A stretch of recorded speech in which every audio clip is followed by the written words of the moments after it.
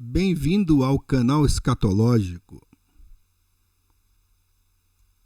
Quero fazer, neste vídeo, algumas considerações a respeito desta obra.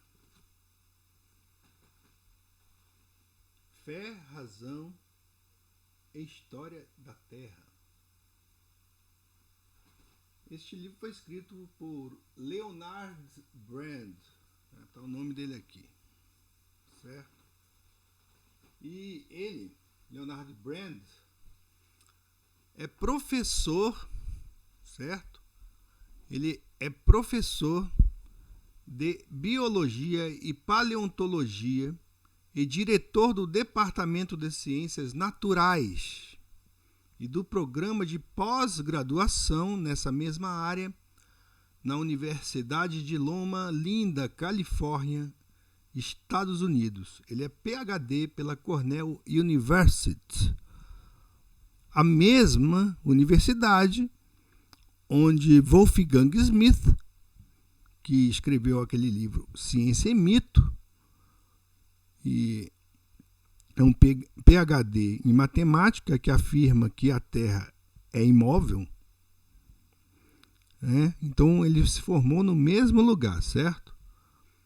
Autor de vários artigos publicados em renomadas revistas científicas, refletida neste livro que apresenta sua visão da interação entre a ciência e a Bíblia.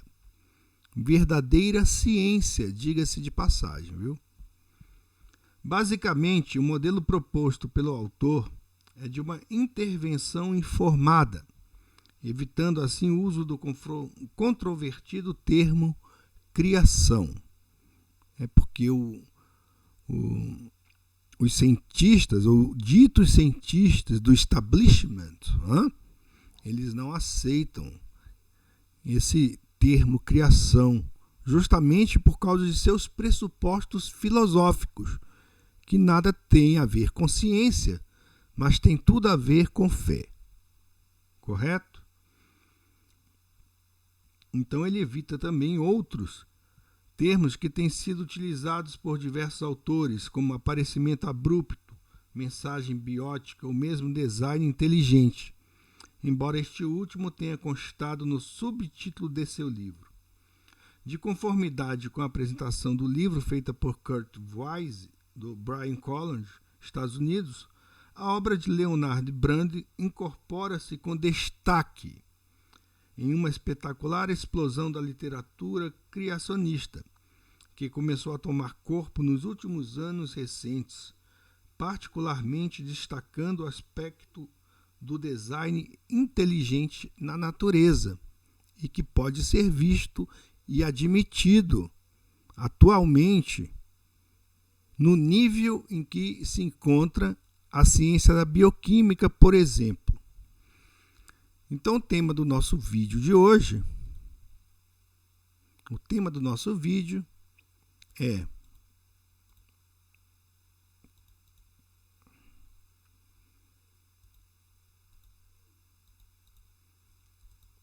qual a origem da vida?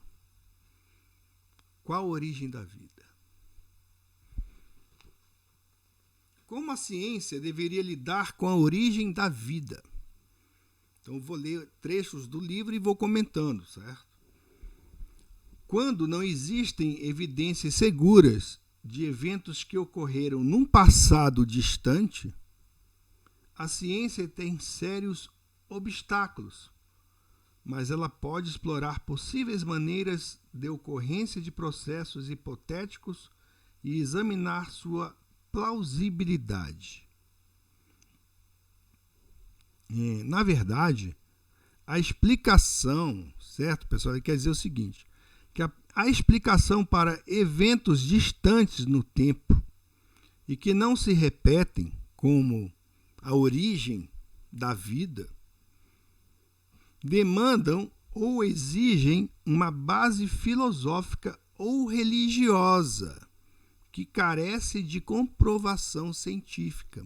Então, esta pergunta, qual a origem da vida, sempre vai exigir uma postura filosófica ou religiosa. sempre vai exigir esse tipo de coisa. Vocês podem ver aí que esse rapaz aí da foto, né, ele está, né, no meio, podemos colocá-lo aí no meio de duas hipóteses, uma religiosa, outra filosófica, e que ambas demandam fé. Vamos colocar aqui a parede vermelha como a hipótese religiosa e a parede amarela, de tijolos amarelos aí, a hipótese filosófica. E essa hipótese filosófica é o naturalismo, tá? É mais fácil excluir possibilidades não realistas do que determinar qual é a hipótese correta, especialmente em um tópico difícil como a origem da vida. Então, quais seriam algumas possibilidades não realistas? Então, eu fiz aqui, né? Coloquei 3 exemplos, tá? Primeiro, o Big Bang. É uma hipótese de surgimento da vida totalmente acientífica, certo? Porque pressupõe o elemento fé. Pressupõe o elemento fé. Você aceitar que, né? Você aceitar que uma explosão, ao invés de criar ao invés de criar o caos, ela libera a ordem. Uma explosão faz isso, você aí com os seus sentidos, tá? Pega aí, estamos aí no tempo de festa junina, né? Aí, ó, vai lá, compra uma bomba, compra lá um explosivo, né? Agora com toda a segurança, tá, pessoal? Você vai comprar e vai fazer esse experimento. Coloca aí essa bomba, correto? Num lugar seguro ali. Você acende lá esse fogo de artifício lá. Não precisa ser muito potente, não. Coloca uma lata em cima, tá? Tá no local seguro, tá? Aí explode, bum! Ela vai explodir. Vai surgir alguma coisa dali? Essa explosão vai gerar alguma coisa positiva? Ela vai criar ordem ou ela vai liberar o caos, confusão? A latinha ela vai ficar intacta?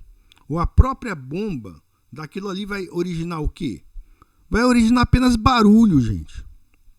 Barulho. De uma explosão é impossível você criar ordem. Então, aqueles que creem no Big Bang, que é possível essa suposta explosão ter acontecido e gerado vida, tá? É uma comparação que eu acho muito boa. É o mesmo que o sujeito acreditar que se eu colocar uma bomba em uma gráfica, quando essa bomba explodir, eu terei um monte de livros encapados prontos para serem lidos. Não é o caso, haverá o quê? Destruição, confusão, certo? Haverá entropia e não ordem. Não haverá ordem. Então, se uma pessoa diz: prefiro supor que a vida se originou por processos naturais e vou utilizar o método científico para determinar qual é o processo mais provável envolvido nesse evento, eu não tenho como argumentar, certo? Mas listei aqui 3 possibilidades, não é? Falei do Big Bang, agora a outra possibilidade não realista, que você vê aí muito em filmes de Hollywood. ETs, que extraterrestres criaram o ser humano. A outra possibilidade é a deusa gravidade. É que eles dizem que é possível destruir mundos, que ela destrói mundos, ela cria mundos, que a gravidade faz a poeira cósmica se aglutinar, né?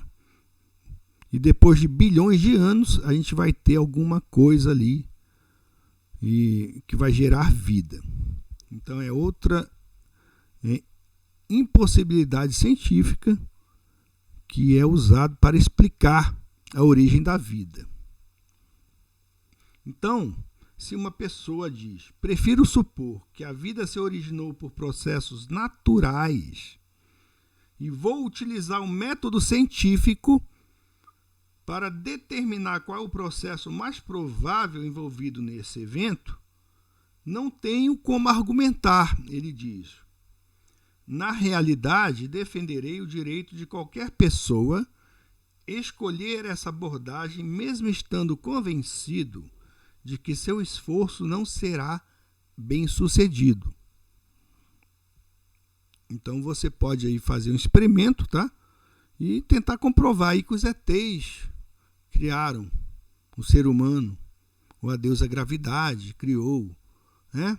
Mas não existe experimento capaz de comprovar tal hipótese, né? Ou tais hipóteses. Entretanto, muitos vão um passo além e declararam, vejam só, que qualquer outra abordagem, além do naturalismo, não tem validade intelectual ou científica. Então, dentro do establishment da ciência ou pseudociência, né? Porque a ciência de verdade não teme hipóteses, ou não teme admitir que suas hipóteses não passam de conjecturas que devem ser assumidas e aceitas pela fé. Correto?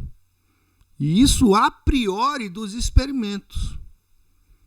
A priori dos experimentos. Agora, resumindo, essa fala que ele, esse trecho que ele escreve, que ele cita, um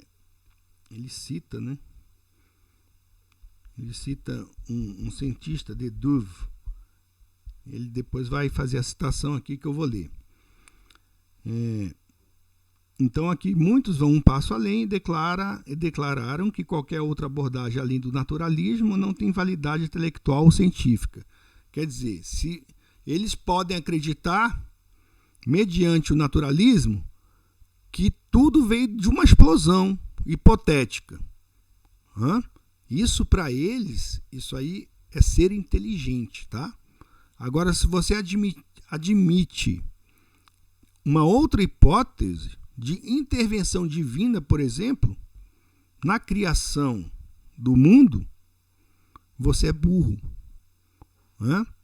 Então, eles preferem o quê? Não serem confrontados. Por quê?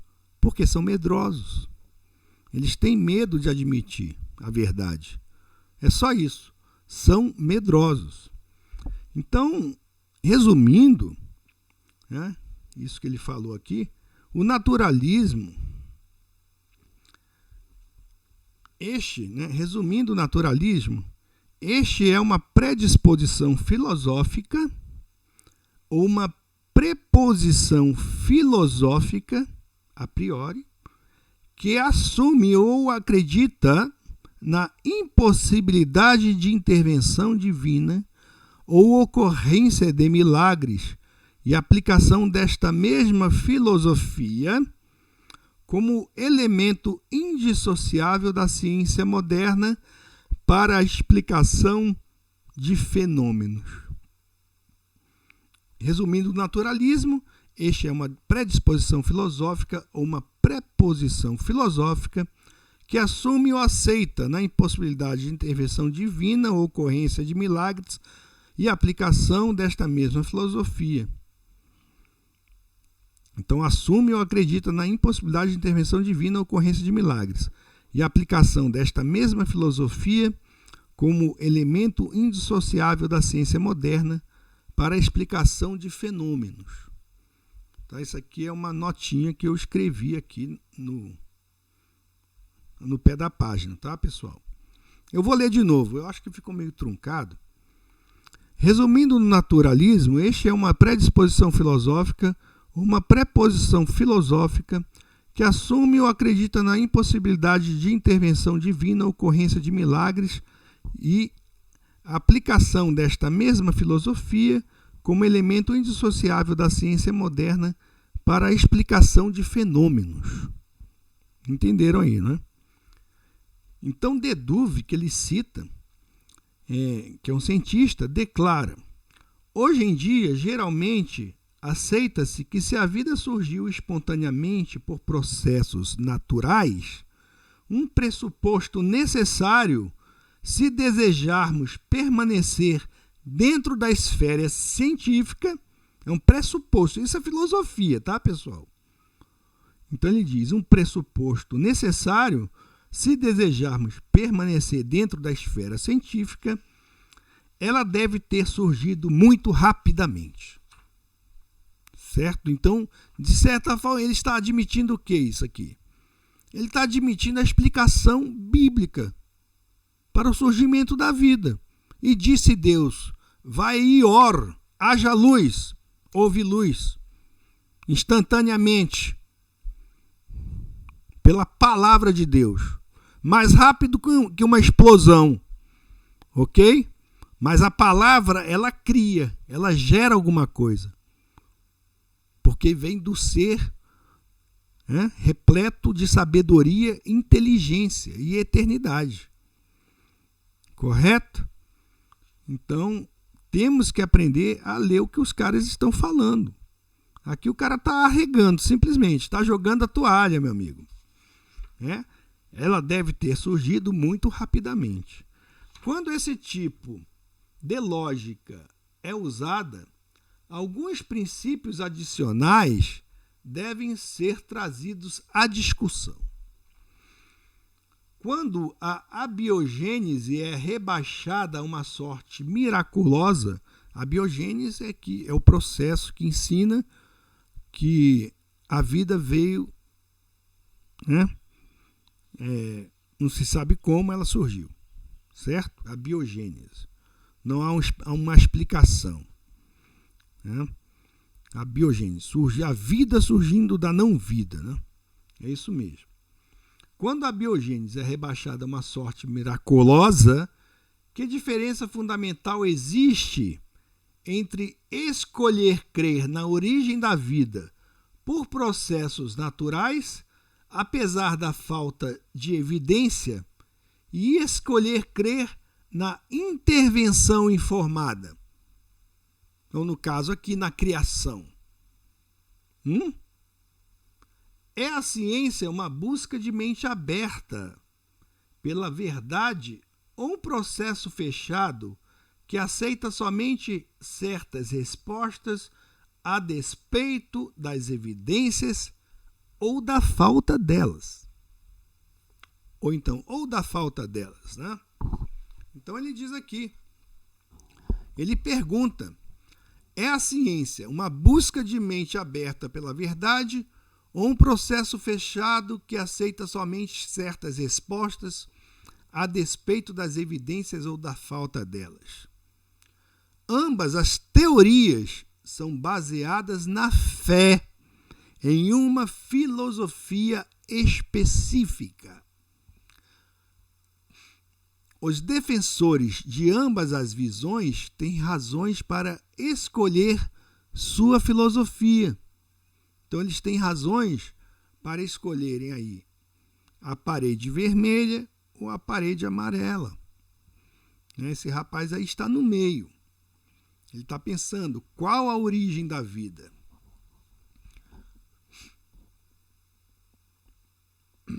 Mas nenhuma dessas filosofias, pode ser comprovada ou refutada pela ciência. A ciência não vai dar explicação, entendeu? Quando discutimos a microevolução, a macroevolução e o registro fóssil, as evidências são abundantes, embora nem sempre conclusivas. Que evidências podem ser encontradas nas rochas para demonstrar se as formas originais de vida evoluíram ou não evoluíram de matéria não viva, sem qualquer tipo de ajuda sobrenatural? Podemos ser honestos e o suficiente para dizer que a ciência não tem uma resposta para essa pergunta? Mas acontece o seguinte: quando não tem uma resposta, os adeptos... Então, quando a ciência não tem uma resposta, nós sabemos que a ciência não tem resposta para a origem da vida. Isso aí é uma questão de fé. Entretanto, existem alguns que, quando confrontados com esta verdade, eles recorrem às possibilidades irrealistas que mencionamos anteriormente. É isso o que eu denomino de fanatismo científico. O fanatismo científico é a crença de que a ciência tem resposta para tudo. E ela não tem. Você pode dar pulinho de 10 metros, me xingar aí nos comentários, xinga aí, não estou nem aí. Xingue aí nos comentários, me chame de burro, que eu não estudo. É isso que eles fazem, né? Ao invés de atacarem o argumento, eles atacam... a maioria dos evolucionistas, eles são o quê? Acho que 80%. Eles são esquerdistas, né? São esquerdistas. Eles defendem aí essa teoria de que só eles estão certos. Todo o resto está errado.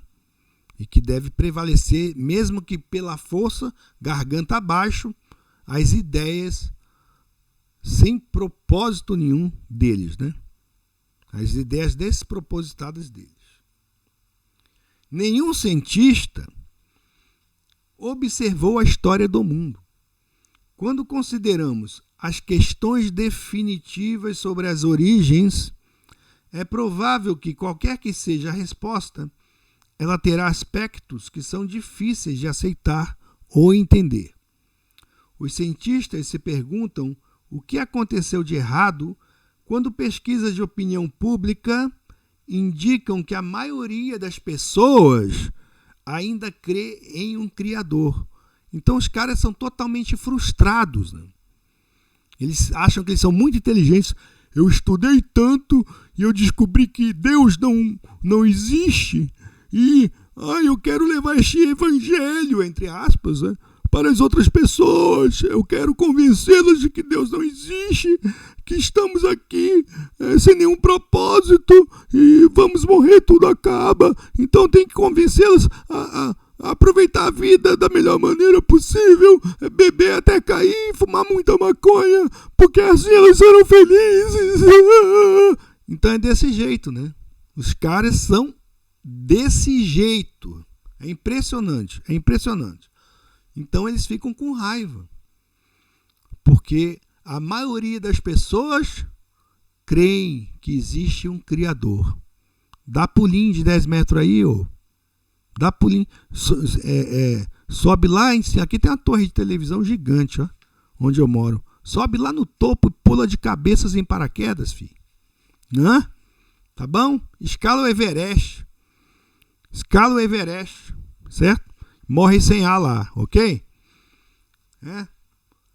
Talvez o público levasse a ciência mais a sério se a comunidade científica não fosse tão dogmática em questões como a origem da vida, que na realidade envolvem apenas uma opção filosófica. Eles não podem impor uma visão de mundo porque quanto à origem da vida, porque isso aí, a origem da vida não pode ser reproduzida em laboratório. Isso é uma questão filosófica, é um pressuposto a priori, né, de tudo aquilo que eles manuseiam, do método que eles adotam. Eles adotam um método científico, mas a priori, eles dizem, Deus não existe. Esse é o cientista ateu. Aí tem um cientista cristão que ele fala, Deus existe. E eu vou procurar saber como ele criou. O outro diz, Deus não existe. Eu vou procurar saber como é possível ter surgido a vida, né? Esse aí é o parâmetro, certo? É a linha que divide aquela parede onde está aquele rapaz ali, certo? E ele escreve aqui, ó: arriscarei a previsão de que no futuro, quando olharmos para o século XX, aqui já é século XXI, né, pessoal? 21 que nós estamos. Esse livro foi escrito no século XX. Digamos, arriscarei a previsão de que no futuro, quando olharmos para o século XX, digamos, do século 23, nossos conhecimentos de bioquímica e da complexidade da vida terão avançado tanto que a teoria de que a vida se originou sem uma intervenção informada será vista como uma das áreas de ingenuidade do pensamento do século XX. O conceito básico da biogênese surgiu antes que tivéssemos uma compreensão sofisticada da célula. Cada nova descoberta da biologia, aqui está muito seco, pessoal. Cada nova descoberta da biologia molecular torna mais difícil o desafio da teoria da abiogênese. Não se trata de uma repetição do fenômeno do Deus das brechas, que eles usam muito, né? Não, nós vamos evoluir tanto no nosso conhecimento científico que não precisaremos mais de Deus para explicação de todos os fenômenos. A arrogância desses caras é ridículo. Mas quando estão lá no túmulo, cadê a arrogância, hein? Hein, meu amigo? Onde é que fica a tua arrogância? Vira pó. Assim, Deus, Jesus, sempre vai estar vivo. Sempre será invocado esse nome pelos seres humanos. E o teu nome, tu vira pó. Depois que toda a tua família morre, os amigos, nem conversinha se ouvem falar em você, rapaz. Deixa de ser trouxa. Tá bom? Então, o conceito básico da biogênese surgiu antes que tivesse uma compreensão sofisticada da célula. Não se trata de uma repetição do fenômeno do Deus das brechas. É exatamente o oposto. Há 200 anos, a ação de Deus era invocada para explicar coisas não compreendidas de outro modo. À medida que mais informações foram obtidas, tornou-se claro que o problema poderia ser resolvido pela ação das leis naturais. Os avanços atuais na bioquímica não estão reduzindo o problema para a abiogênese. Quanto mais informações se obtém sobre a natureza da vida, mais elas indicam que a lei natural não tem a resposta para a questão da origem da vida. Então, se o rapaz aí, ele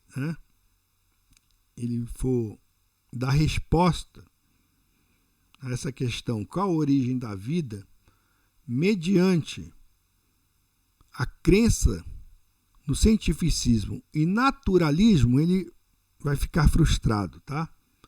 Alguns cientistas concluem que é improvável que a evolução bioquímica tenha acontecido em nossa Terra e que ela deve ter ocorrido em outro lugar. Vejam só, isso aqui parece coisa de ficção científica, né, pessoal? Parece ficção científica. Mas quem falou isso foi Francis Crick, da dupla Watson e Crick, que recebeu o Prêmio Nobel. Então ele tem defendido a teoria da panspermia dirigida em uma obra que ele escreveu em 1981. Essa teoria, eu creio que esse Crick ele esteve envolvido na pesquisa do DNA humano, viu? Depois vocês pesquisam aí, isso eu não pesquisei. Essa teoria, Crick é C-R-I-C-K. Watson e Crick, Francis Crick, da dupla Watson e Crick. Essa teoria propõe que as primeiras formas de vida evoluíram em algum outro lugar do universo, foram trazidas para cá e continuaram a evoluir em muitas formas de vida. Gente, isso aqui é um roteiro de ficção científica, né? Já vi esse filme. Seria essa uma opinião cientificamente satisfatória? Ele pergunta. Para todos os propósitos práticos, parece ser outra hipótese não testável. É um modo de salvar a filosofia do naturalismo, a de enfrentar a improbabilidade da abiogênese no planeta Terra, mas ainda dentro das regras do naturalismo. Outros seguem uma abordagem diferente, tais como Dove, que conclui: a vida é uma manifestação obrigatória da matéria, que tem que surgir onde as condições são apropriadas. Essa conclusão é baseada em sua confiança nos pressupostos naturalistas, não na descoberta de soluções para os problemas que confrontam a teoria da abiogênese. Para resumir, que princípio deveria ser o centro de nosso paradigma das origens? Uma opção é o pressuposto do naturalismo, como vimos aqui.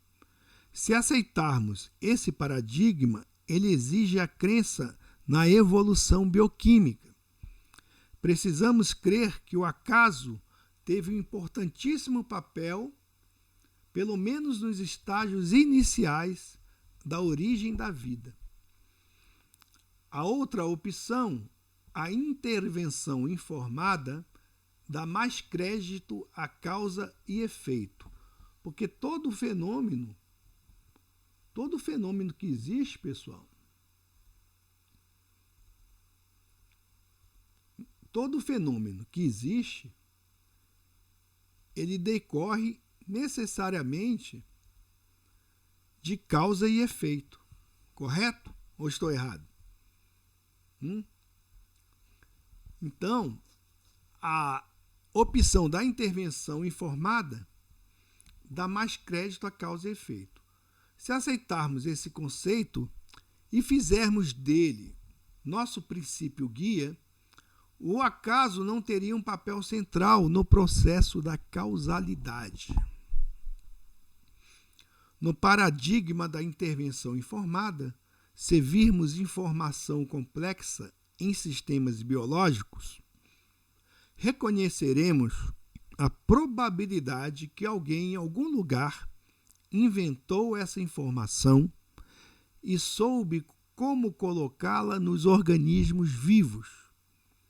Isso é estranho para o pensamento de muitos cientistas hoje. Mas por que a ciência não deveria ser suficientemente aberta para aceitar a intervenção informada como uma opção? Parte da razão é a crença comum de que uma filosofia não naturalista é incompatível com o método científico. É isso que eles falam, né? Esse não precisa ser o caso. Podemos pensar de maneiras diferentes, mas usar o mesmo processo científico em busca da compreensão de nosso universo. Ambas as filosofias podem ser compatíveis com o processo científico. A única diferença é se estamos dispostos a aceitar a possibilidade de que pode haver um ser no universo com o conhecimento e a capacidade para produzir os primeiros seres vivos, e se estamos dispostos a admitir, se necessário, que algumas questões no paradigma naturalista ainda não podem ser respondidas. E elas podem ser respondidas, eu afirmo, apenas mediante a fé, seja no cientificismo naturalista, que tem seus dogmas religiosos, ou a explicação dada pela palavra de Deus. Ok? É isso aí. Espero que esse vídeo tenha aguçado, né, a curiosidade de vocês. Certo? Porque nós sabemos, né, Quem criou tudo? Nós sabemos que uma explosão nada cria, mas a palavra de Deus tudo cria. A palavra de Deus é capaz de criar tudo. Ok? Fica a dica.